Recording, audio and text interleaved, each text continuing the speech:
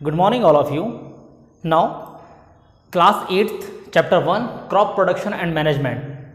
हम यहाँ पर आज इसका पार्ट 3 लेकर प्रेजेंट हुए हैं। एनसीईआरटी बुक का सिलेबस है ये, ठीक है।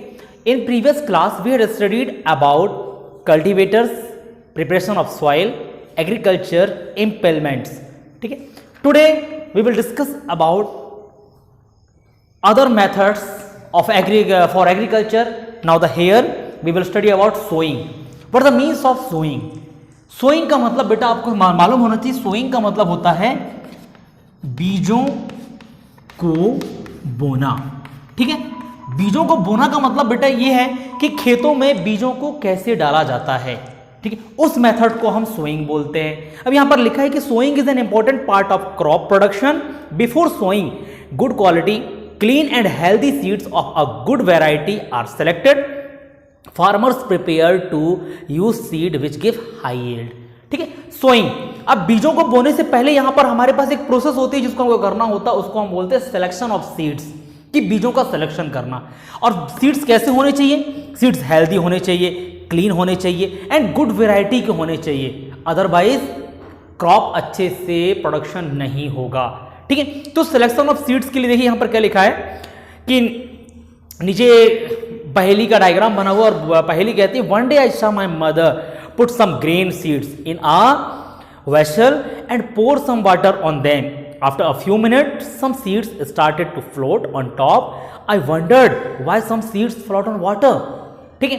तो वो कहती है कि मैंने अपनी माँ को देखा था कभी कि वो कुछ सीड्स को लेकर उस पर वाटर को पोर करती है और वो देखती है कि कुछ सीड्स जो हैं वाटर पर फ्लोट करते हैं, तैरने लगते हैं, ठीक है। तो यहीं पर एक्टिविटी 1.1 दिया हुआ है, लिखा है कि take a beaker and till half of it with water, put a handful of wheat seeds and stir well, wait for some time. इन्होंने बोला कि कुछ आप व्हीट के सीड्स उस पर डालिए पानी पर और उसको स्टिर करिए, घुमाइए और कुछ देर तक रहने दीजिए। Now are there seeds which float on water, would those be lighter और heavier than those which sink. उन्होंने बोला कि जो फ्लोट करेंगे सीड्स वो लाइटर होंगे और जो सिंक करेंगे नीचे बैठे हैं वो हैवियर सीड्स होंगे। Now why would they B lighter? Damage seed become hollow and are thus lighter, therefore they float on water.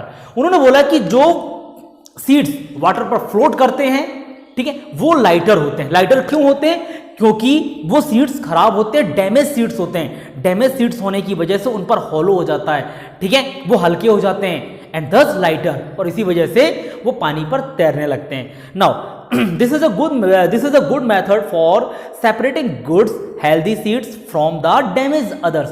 ये एक सबसे अच्छा मेथड्स हैं हेल्दी और डैमेज सीड्स को अलग करने का। Now before sowing one of the important task is to know about the tools used for sowing seeds, कि सीड्स को सोइंग करने से पहले, बोने से पहले सबसे पहले हमको पता होना चाहिए कि हमको हमारे पास टूल्स क्या क्या है उन सीड्स को बोने के लिए। तो यहां पर सबसे पहले ट्रेडिशनल टूल्स, ठीक है, ट्रेडिशनल टूल्स है, ये आपका इमेज दिख रहा होगा आपको। ट्रेडिशनल सूट का ट्रेडिशनल टूल्स का मतलब बेटा पारंपरिक सॉरी ट्रेडिशनल टूल्स का मतलब पारंपरिक टूल्स से है, यानी पारंपरिक हथियार ऐसे जिनसे सीड्स की सोइंग की जाती थी, ठीक है। आपने इमेज में आपको दिख रहा होगा कि दो बैल हैं, पीछे दो व्यक्ति भी हैं, ठीक है, और वो ट्रेडिशनल मेथड से सोइंग कर रहे हैं। इमेज में आपको दिख रहा होगा, लिखा कि the tool use traditionally for sowing seeds are filled into the funnel passed down through 2 or 3 pipes having sharp ends. These ends pressures into the soil and place seeds there. कि वो क्या करते हैं, आपको पीछे एक पीपा जैसा दिख रहा होगा, ठीक है, उस पीपे में वो सीड्स डालते थे, ठीक है, सीड्स डालते थे और वो सीड्स प्रॉपर डिस्टेंस पर गिरता रहता था। Now seed drill and another tool seed drill. Seed drill बेटा ये एक न्यू टेक्नोलॉजी का टूल है, ठीक है। आपको ये इमेज में दिख रहा होगा, ठीक है, कि इमेज जो यहां पर है उसमें सीड को ड्रिल कैसे किया जा रहा है। देखिए इसका काम क्या है, यहां पर लिखा है कि nowadays the seed drill is used for sowing with the help of tractor, कि ट्रैक्टर के हेल्प से हम सीड को ड्रिल कर रहे हैं।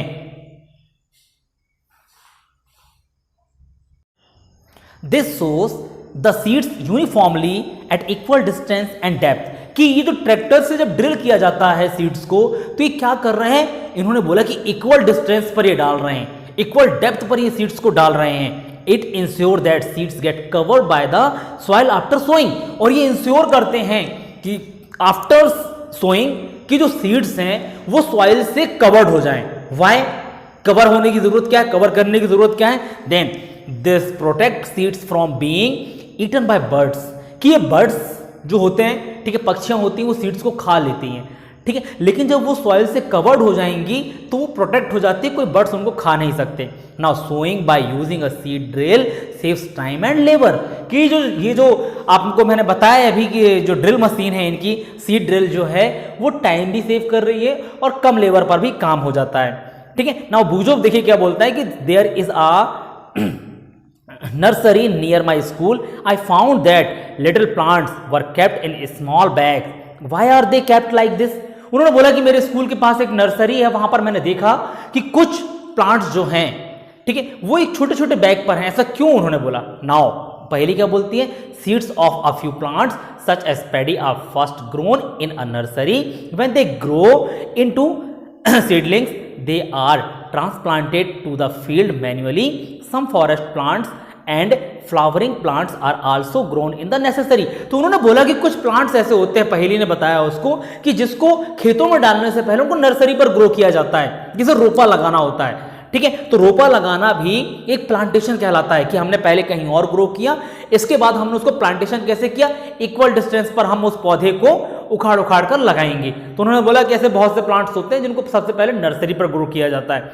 नाउ देखिए क्या लिखा कि appropriate distance between the seeds is necessary to avoid overcrowding of plants, this allow plant to get sufficient sunlight, nutrients and water from the soil. देखिए, तो जब हम उसको प्लांटेशन करते हैं नर्सरी में उगाने के बाद, उसको जब हम खेतों पर प्लांटेशन करते हैं, लगाते हैं, तो हम क्या देखते हैं कि उनके बीच में डिस्टेंस इक्वल होनी चाहिए, ठीक है, एक प्रॉपर डिस्टेंस होनी चाहिए, एप्रोप्रिएट डिस्टेंस होनी चाहिए। क्यों होनी चाहिए, क्योंकि उससे प्लांट को क्या मिल रहा है, sufficient sunlight, nutrient, water from the soil.